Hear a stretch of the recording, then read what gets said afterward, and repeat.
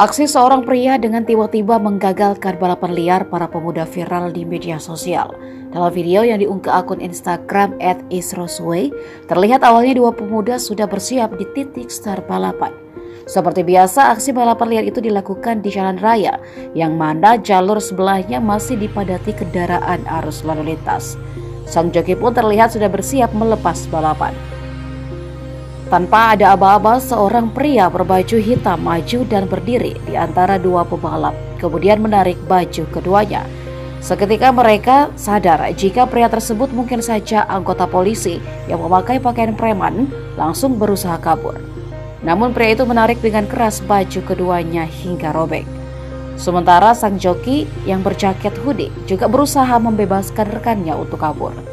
Terlihat ia mencoba mendorong motor rekannya dan pria yang diduga polisi itu. Tak diketahui lokasi kejadiannya, namun aksi pria itu mendapat dukungan dari netizen.